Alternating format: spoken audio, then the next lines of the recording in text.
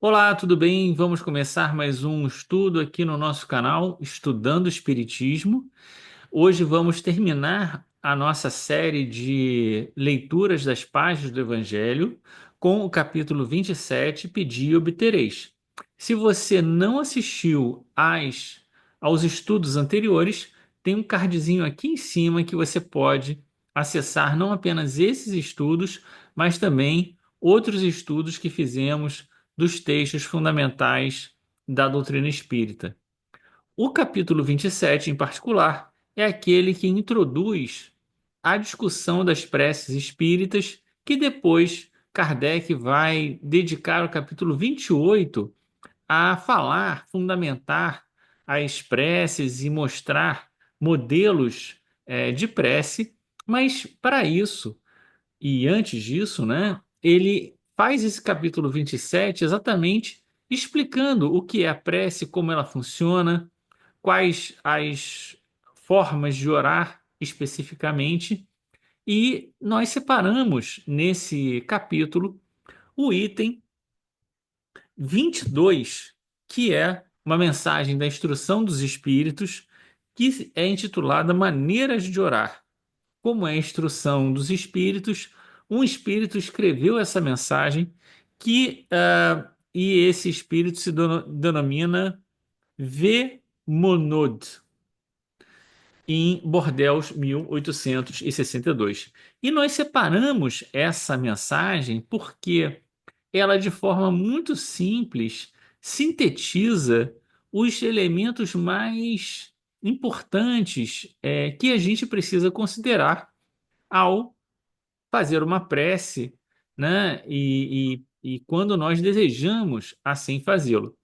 É importante a gente ressaltar esses elementos, porque temos visto, principalmente aqui no movimento espírita, uma tendência das pessoas, e isso não vai uma crítica a ninguém em particular, a fazerem preces repetidas, fazerem preces sempre repetindo ah, a oração que Jesus nos ensinou, o Pai Nosso, mas sem propriamente, né, é, elevar o seu pensamento na súplica ou no agradecimento ou no louvor a Deus por todas as coisas, como se a repetição pura e simples da oração dominical fosse por ela própria, não é? Já uma oração completa que você não precisaria, por si mesmo, expressar o seu sentimento e expressar os seus pensamentos ali naquele ato, né? Que é o ato de orar. Então vamos ler aqui a mensagem do Espírito, que é a primeira mensagem da instrução dos Espíritos, né? Na verdade, são dois itens só, a maneira de orar e a felicidade que a prece proporciona. Vamos ler então essa mensagem que está nos itens 22, é o item 22, apenas o item 22, aqui do Evangelho, capítulo então 27. Eu vou compartilhar então aqui o texto com vocês. Então aqui está, maneiras de orar. Vamos então aqui ler o texto no item 22. O primeiro dever de toda criatura, o primeiro ato que deve assinalar a sua volta à vida ativa de cada dia é a prece. Quase todos vós orais, mas com poucos são os que sabem orar. Que importam ao Senhor as frases que maquinalmente articulais, fazendo disso um hábito, um dever que cumpris e que vos pesa como qualquer dever. Então, o primeiro ponto importante que ele assinala é isso. A ideia, a necessidade que ele assinala aqui de nós orarmos assim que acordarmos, né? Voltamos à vigília depois do nosso tempo de sono. Então, qual é a primeira coisa que nós devemos fazer? Orar. E ele vai no parágrafo seguinte especificar como isso deve ser feito. De todo modo, o Espírito já nos adverte que poucos de nós sabem de fato orar, né? Quão poucos sabem orar. Então, a maior parte de nós ora, mas não torna essa oração uma oração efetiva. E ele diz: que importam as frases maquinalmente articuladas? Então, se você está repetindo uma oração, seja ela qual for, de forma maquinal, sem que isso realmente expresse o seu desejo sincero, então você não está sabendo orar. Continua aqui o Espírito dizendo: a prece do cristão, do espírita, seja qual for o seu culto, deve ser feita logo que o espírito haja retomado o jugo da carne. Deve elevar-se aos pés da majestade divina com humildade, com profundeza, no ímpeto de reconhecimento por todos os benefícios recebidos até aquele dia, pela noite transcorrida, durante a qual lhe foi permitido, ainda que sem consciência disso, ir para junto dos seus amigos, dos seus guias, para unir, no contato com eles, mais força e perseverança. A prece deve subir humilde aos pés do Senhor para lhe recomendar a vossa fraqueza, para lhe suplicar amparo, indulgência e misericórdia. Deve ser profunda, porque é a vossa alma que tem que elevar-se para o Criador, transfigurando-se como Jesus num Tabor, a fim de lá chegar alva e radiosa de esperança e amor. Então vamos ver aqui o que o Espírito diz nesse parágrafo. Ele começa dizendo: a prece do cristão, do espírita, ou seja, de quem for, né, qual culto for, e mesmo que não tenha culto, você pode fazer uma oração, né? Deve elevar-se aos pés da majestade divina com humildade, com profundeza, no ímpeto de reconhecimento por todos os benefícios recebidos até aquele dia. Então a gente acorda e pensa: Senhor, obrigado. Obrigado pela vida que eu tenho até aqui, por todas as coisas que me foram dadas pela graça divina, por esse dia que começa, por a oportunidade de ter a minha casa, a minha família, todas as coisas que eu tenho. Muito obrigado por todas as coisas que me foram dadas pela misericórdia divina para que eu pudesse cumprir a minha vida, né, dar o testemunho na minha encarnação. Então ele diz: pelos benefícios recebidos, pela noite transcorrida, que você pôde ter contato com seus guias, renovar as suas energias, né? E de forma humilde, né, suplicar amparo, indulgência, misericórdia. Então, num ímpeto da sua alma, né, nisso que ele diz, elevar a sua alma ao Criador e dizer: Senhor, me ajuda nesse dia, me ampara, ilumina a minha mente para que eu possa perceber, né, aquilo que de melhor eu devo fazer nesse dia de hoje, porque sem a sua proteção, Senhor, né, nós nos perdemos em nós mesmos, né? Então, no ímpeto de humildade. Muito bem. Então, mais importante do que fazer a oração como um dever moral é transformá-la num ato de elevação do nosso espírito ao Senhor, em agradecimento, em um gesto de humildade, de profundeza da nossa alma, né? De profundidade da nossa alma, buscando a ajuda e a proteção de mais alto. Continua dizendo então o Espírito: vossa prece deve conter o pedido de graças de que necessitais, mas de que necessitais realmente. Inútil, portanto, pedir ao Senhor que abrevie as vossas faltas, que vos dê alegrias e riquezas. Rogai-lhe que vos conceda os bens mais preciosos da paciência, da resignação e da fé. Não digais, como sucede a muitos dentre vós: não vale a pena orar porque Deus não me atende. O que é que pedis a Deus na maioria dos casos? Pensastes alguma vez em lhe pedir a vossa melhoria moral? Oh, não, bem poucas vezes. O que preferentemente vos lembrais de pedir é o bom êxito para os vossos empreendimentos terrenos, e tendes exclamado com frequência: Deus não se ocupa conosco. Se se ocupasse, não haveria tantas injustiças. Insensatos, ingratos, se descesses ao fundo da vossa consciência, quase sempre encontraríeis em vós mesmos o ponto de partida dos males de que vos queixais. Pedis, pois, antes de tudo, o vosso aprimoramento, e vereis que torrente de graças e de consolações se derramará sobre vós. Então, o que o Espírito diz aqui para nós nesse parágrafo? Que a gente deve pedir ao Senhor aquilo que realmente necessitamos, né? Então, quando Jesus diz na oração dominical, né? Seja feita a vossa vontade, Senhor, né?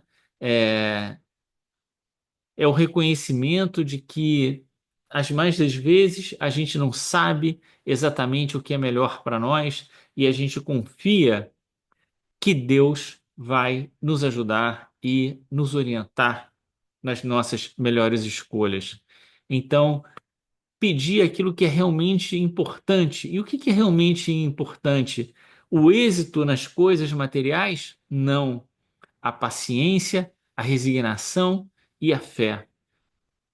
Diante de tudo que acontecer, qual é a fortaleza que nós temos no suporte divino? É ter paciência diante das dificuldades, é ter resignação diante dos nossos fracassos ou dos reveses que a vida nos oferece, e fé na certeza de que vale a pena continuar fazendo o bem, né? Então, a gente não deve esperar os resultados imediatos das coisas que a gente está operando no mundo. A gente deve entender que a fé é um fortalecimento da nossa alma para o embate das coisas do mundo, que podem ter um êxito ou não, e a gente deve estar preparado para isso, né? Eu lembro da passagem que Jesus fala sobre a casa construída sobre a rocha e sobre a areia. Ele diz: o homem sensato constrói a sua casa sobre a rocha. Vem o vento e a tempestade e a casa não cai. Um homem insensato constrói a sua casa sobre a areia. Vem o vento e a tempestade e a casa cai. O que é importante de se considerar nessa passagem? O vento e a tempestade vão chegar para todos nós. E é preciso que a gente tenha fortaleza de alma. E aonde a gente encontra essa fortaleza de alma? Na paciência, na resignação e na fé, como diz para nós aqui os espíritos, o espírito, né, nessa mensagem. Então ele diz aqui no final: pedi antes de tudo o vosso aprimoramento, e vereis que torrentes de graças e consolações se derramarão sobre vós. Então não é para a gente ficar dizendo, puxa, tomara que aquilo que eu fiz dê certo. É, Senhor, seja feita a sua vontade e que eu tenha tranquilidade, né, para entender o significado do que quer que aconteça, né? Me dá força, me dá consolação, me dá coragem, né? Para o que quer que aconteça, eu estar sereno, confiante de que isso é o melhor para a minha vida. Continua o Espírito dizendo: deveis orar incessantemente, sem que para isso preciseis vos recolher ao vosso oratório ou vos lanceis de joelhos nas praças públicas. A prece do dia é o cumprimento dos vossos deveres sem exceção nenhuma, seja qual for a natureza deles. Não é um ato de amor a Deus assistirdes os vossos irmãos numa necessidade qualquer, moral ou física? Não é fazer um ato de reconhecimento e levardes a ele o vosso pensamento quando uma felicidade vos advém, quando evitais um acidente, quando mesmo uma simples contrariedade vos toca de leve a alma, ao dizerdes em pensamento: Sede bendito, meu Pai. Não é um ato de contrição vos humilhardes diante do juiz supremo quando sentis que falistes, ainda que somente por um pensamento fugaz, para lhe dizerdes: perdoai-me, meu Deus, porque pequei, por orgulho, por egoísmo ou por falta de caridade. Dai-me forças para não falir de novo e coragem para a reparação da minha falta. Então, o que que ele diz aqui nesse parágrafo? Ele diz para que a gente deve orar incessantemente. E essa oração é o cumprimento do dever, né? É o cumprimento do dever sem exceção nenhum. O amor a Deus se dá através do cumprimento do dever, na alegria de servir e de cumprir aquilo é, que devemos fazer, não é? Então, não é um ato de amor assistir aos vossos irmãos em necessidade moral ou física, né? Não é um ato de reconhecimento, é, agradecer a Deus quando uma felicidade nos advém, ou, não é, pedir a Deus a sua bênção quando acontece um revés em nossas vidas, né? Ou ainda é, pedir perdão a Deus diante dos nossos erros e é, das nossas faltas. Tudo isso pode ser feito, diz o Espírito, sem que a gente precise parar, ir para o nosso oratório, né? Ou ir para o centro espírita, ou, né, fazer qualquer ato exterior. A gente simplesmente faz isso através do nosso pensamento, através da nossa, é, é, do momento em que a gente para e do fundo do nosso coração a gente lança essa mensagem no ar, né? Deus me perdoa porque eu falhei, porque eu desejei mal, não é? Me ajuda a desejar bem a essa pessoa, né? Ou, né, meu Deus, muito obrigado por essa alegria, por essa realização, que essa realização possa trazer frutos não só para mim, mas para todas as pessoas que partilham comigo a vida, né? Só a emissão desse pensamento já é uma prece, é o que diz o Espírito para nós. Então, ele diz: tudo isso independe das preces regulares da manhã, da noite e dos dias consagrados. Então, o Espírito disse no início da mensagem para a gente orar de manhã. Agora, ele já está deixando subentendido que a gente deveria também orar à noite, né? A gente deveria orar durante todo o dia através do cumprimento do dever e do reconhecimento de que todas as coisas devem ser remetidas a Deus no ato de agradecimento e de resignação, a depender daquilo que seja. E ele continua dizendo: como vedes, a prece pode ser feita em todos os instantes, sem acarretar nenhuma interrupção pelos vossos trabalhos.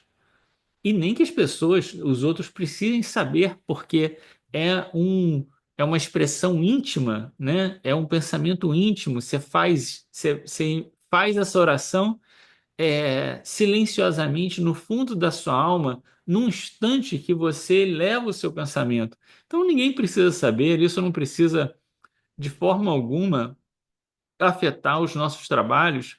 Nada, nada impede que antes de começar o seu trabalho você pare 1 minuto, 30 segundos e eleve o seu pensamento, feche os seus olhos, eleve o seu pensamento e diga: Senhor, abençoa o meu trabalho de hoje, o meu dia, abençoa todos que estão aqui trabalhando comigo, né?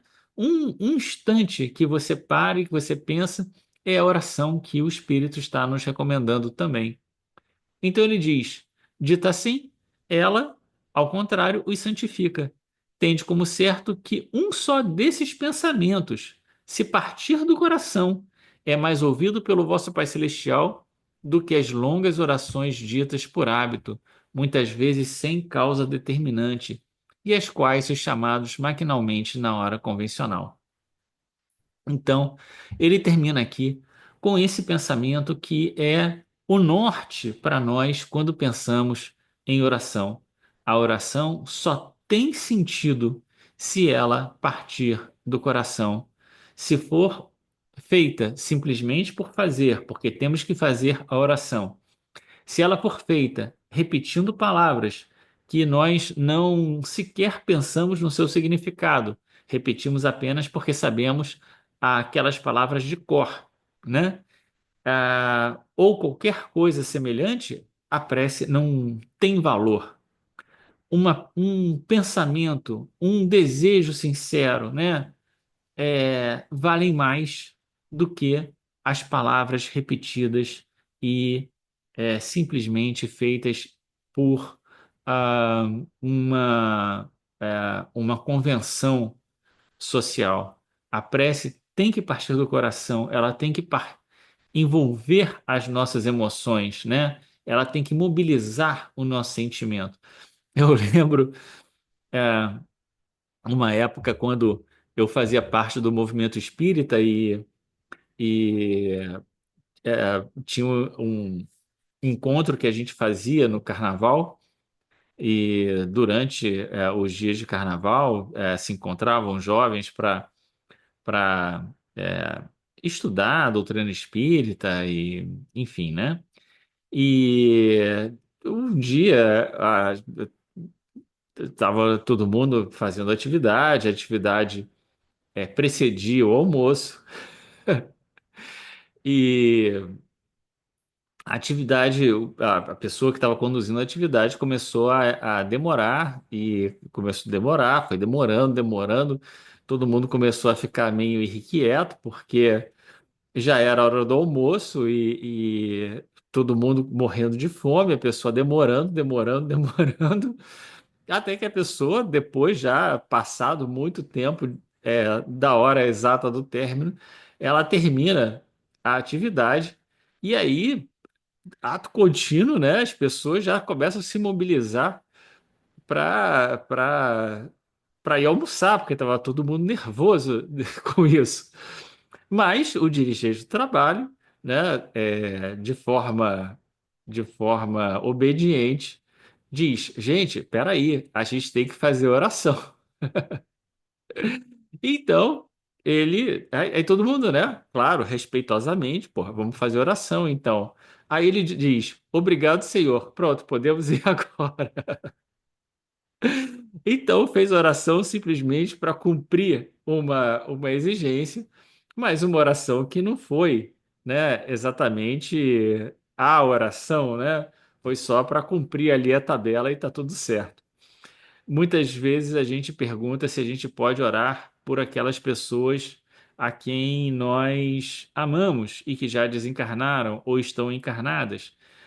A gente pode sim e deve. Os espíritos desencarnados, eles se beneficiam muito das nossas orações, mas é importante a gente pensar que a nossa oração deve ser dirigida, antes de tudo, a Deus ou aos espíritos superiores que podem interceder favoravelmente a aquelas almas que nos são caras, né? Então pedimos a Deus, a Jesus, que nos abençoe, que abençoe aquela pessoa, onde quer que ela esteja, que ela possa ser envolvida em bênçãos de paz, né? E isso mobilizando o nosso é, sentimento sincero, assim também com os encarnados. Então, pedimos que Deus abençoe as pessoas, né, que amamos, aquela pessoa em particular, a outra, aquela pessoa que sabemos que esteja enferma, e assim podemos fazer isso. Isso não tem é, nenhum problema. Não existe hora melhor para orar. A hora melhor para orar é aquela hora que você se sente mobilizado para isso. O Espírito diz, né? Assim como quando a gente acorda. Mas a gente sabe que o acordar não necessariamente você precisa levantar, sentar na cama e fazer sua oração, né? Tem gente que somente acordam depois que faz, começa o seu dia, não sei o quê, mas ali nas horas primeiras do dia, né? Ao acordar, é nas horas primeiras do dia que a gente Então, eleva o nosso pensamento dizendo: Meu Deus, abençoa o meu dia. E quanto é importante a gente fazer a oração não pensando só na gente, pensando nas pessoas a quem amamos e fazendo essa corrente, né, de fortalecimento entre nós, né?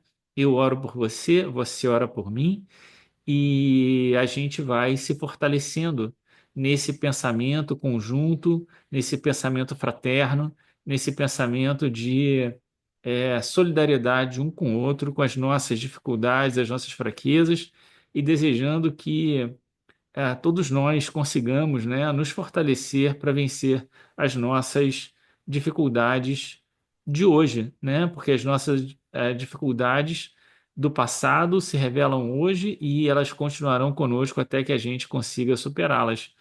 Então é importante a gente pensar isso, né? Que Deus hoje me ajude a me fortalecer, superar, revisar os enganos cometidos no dia de ontem, no passado, né? Modificar os meus hábitos, não só a mim, mas às pessoas que vivem comigo, né? Independente do que quer que elas tenham feito, né? Jesus nos fala que a gente deve orar por aqueles que nos perseguem e caluniam, fazendo assim como o Pai faz, que faz com que o sol se levante para os bons e maus, os justos e injustos, nós devemos também orar por todas as pessoas que sabemos em dificuldades e que às vezes essas dificuldades se manifestam em atos que não são felizes contra nós mesmos. Mas a oração requer um elemento muito importante que eu não posso deixar de terminar aqui sem falar disso, que é a pureza do coração. Eu tenho que desejar sinceramente. Então, eu não consigo orar se eu não, se eu tiver ainda com raiva, se eu tiver ainda né, com rancor ou com algum sentimento ruim no meu coração. A gente tem que limpar o coração e pedir sinceramente, né? A pureza do coração é um elemento fundamental para que a prece tenha um real sentido, um real significado. Tá bom?